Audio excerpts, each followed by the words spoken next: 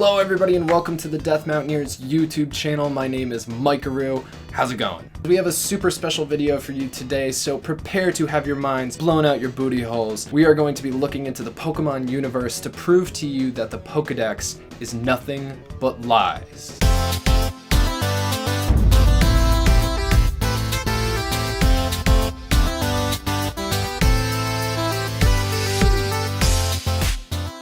If you've been following us for a while, you should know that I love me some Pokemans. I played every version start to finish over the past 20 some odd years and have enjoyed every minute of it, from the music to the battling, and even so far as to join a certain Discord dedicated to the subject. If you're Pokemaniacs and don't know the National Dex YouTube channel, then you should stop what you're doing and go subscribe to them. These dudes work day and night to bring you the best Pokemon content on the web, and it's because of them that this theory was made possible, as it was contrived by us in their research lab on the Dex Discord, link in the description.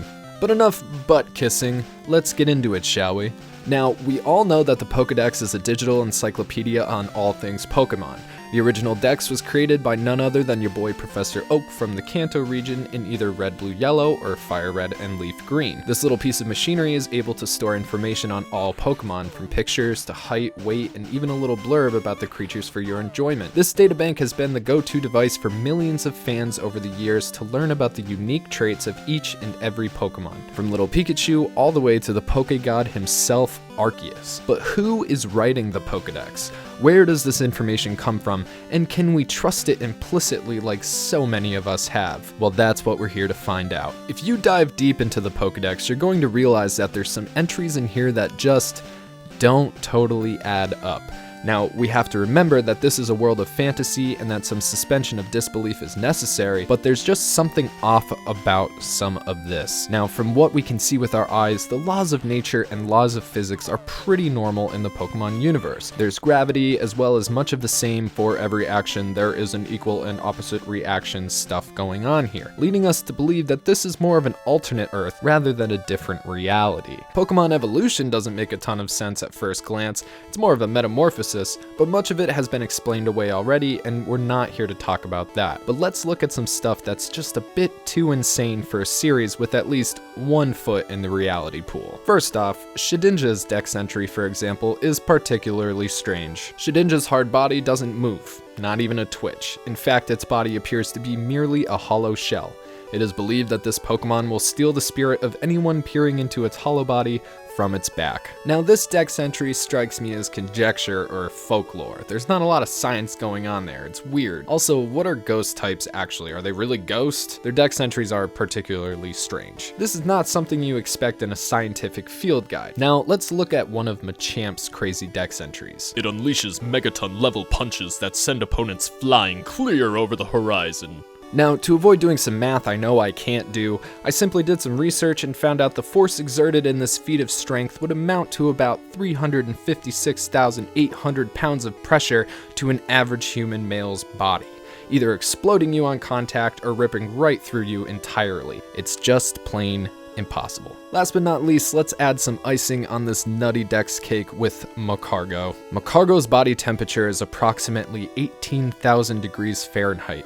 Water is vaporized on contact. No kidding, the water turns into steam. Maikeru, if this correct, is hotter than the core of our planet, and even hotter than our sun. The catastrophic effects of a heat source that intense on the surface of the Earth are unimaginable, but let's give it a shot anyway. 18,000 degrees is hot enough to light our atmosphere on fire, and the light from it would melt your eyes right out of your skull.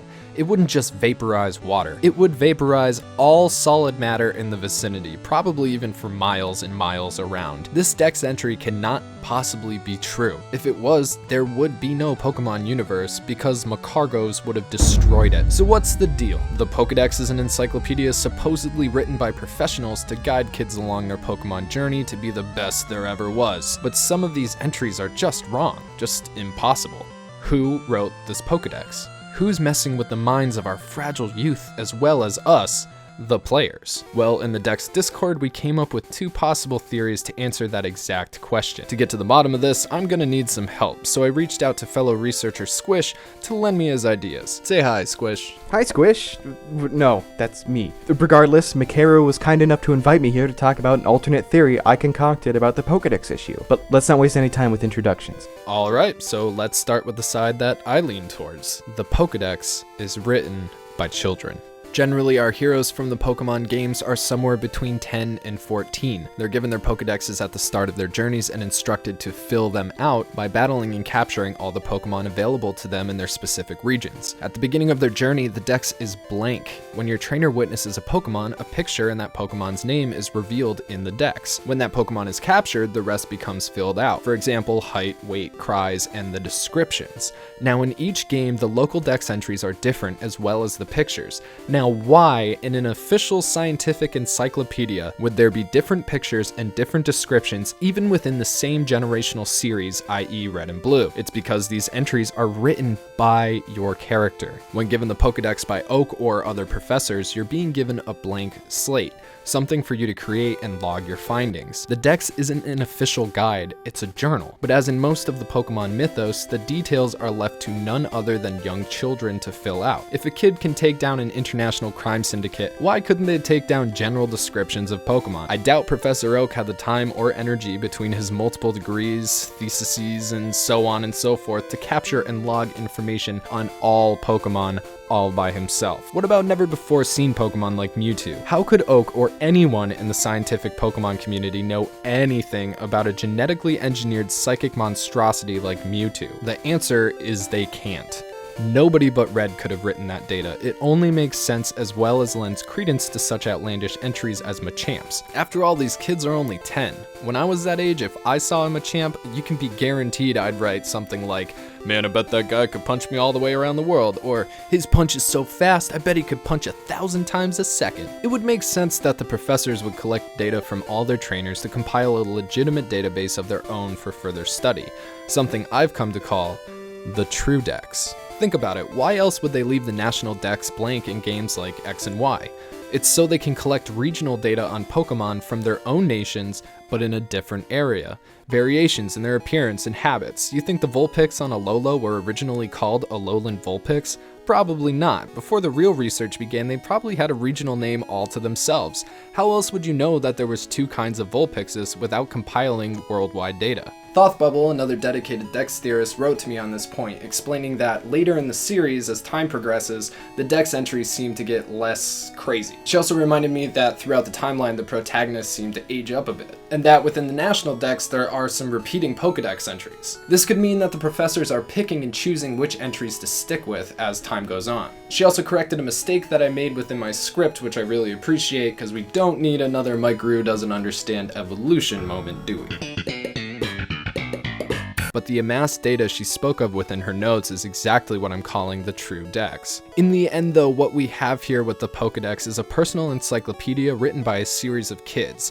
The True Dex belongs to the Pokemon scientific community and is an ongoing project using some research and experience from adolescents, as well as data recorded and edited by professionals. Kids are curious, and there's always more out there to be discovered. Without ingrained sociological dictations of what can be real, children aren't always restrained by what people believe to be reality, lending them a leg up when it comes to discovery, as they're much less likely to dismiss something that sounds outlandish. If it wasn't for kids writing these Dex entries, how else would normal professors get info on Giratina or Xerneas? These Pokemon are myths. The True Dex is unknown to us because we just don't get to see it, as we only see through the eyes of our characters. What we know about Pokemon is nothing but what was told to us from our own characters' perspectives across the past 20 years. The Pokedex isn't even really that old if the first was given to Red in Gen 1. The guy's only about 20 himself in Sun and Moon, making the entire science of the Pokedex somewhere between 10 and 15 years old, and with— Hold on, Maikeru. Before you burn yourself out, I have another theory. While I agree with you that the Pokedex isn't exactly scholarly material, I don't quite believe it was because it was written by the player characters.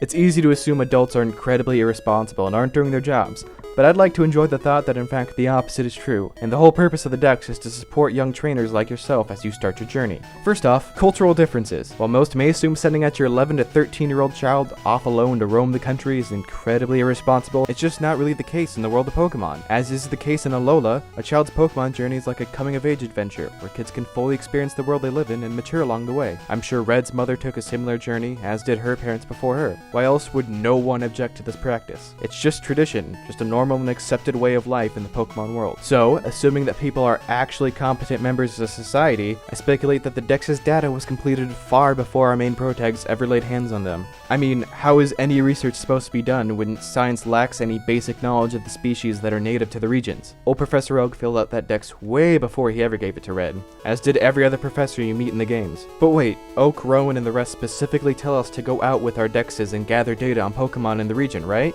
Correct. However, that'd mean they're just straight up lying to the main protags then. Well, of course they are. No self-respecting scientist is going to leave their dreams in the hands of a child. In the same way parents have children believe in the Tooth Fairy and Santa Claus, so too do the researchers of the Pokemon world fascinate and excite young trainers with not only the idea that they themselves are filling out the Dex, but also with the data that the trainers themselves, quote, unearth. By exaggerating Pokemon descriptions, the elder professors are imbuing young trainers with a sense of purpose, making them feel like at a young age they're making a substantial impact on the world, when in reality they're going on the same life journey most children go on at their age. The Dex is a glorified travel guide for the player, guiding them around the region and pushing them to explore every inch of the land. Does Machamp really have the capacity to move a mountain with one arm? Hell no, but if you tell a kid that, they'll think it's the coolest thing ever. My whole theory is the Dex isn't made by kids, it's made for them. Dex entries are outrageous because they're meant to strike awe in children. Data is simply revealed when we capture a new Pokemon to give us a sense of progress and accomplishment. In some cases, the Dex's false sense of purpose actually pushes those kids to do amazing things. Red started his journey as nothing more than a beta tester for Oaks' Pokedex,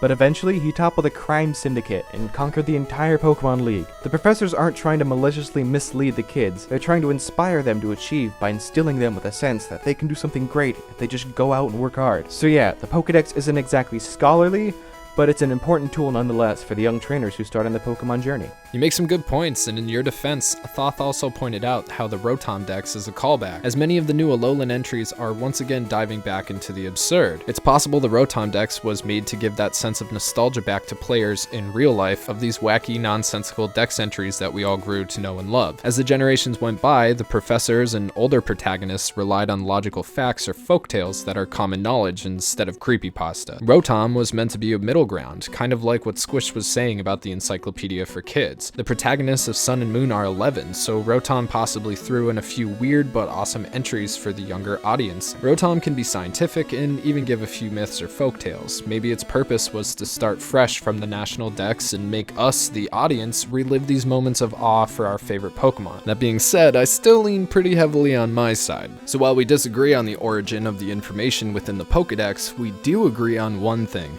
The Pokedex is inaccurate. Maybe sizes and weights are consistent, but the descriptions of many Pokemon are fabrications or at least tall tales. This leaves one burning question. What do we actually know about Pokemon and what is in the true Dex? We may never know, but what do you guys think? Was the Dex a children's travel companion written by a scientist for children?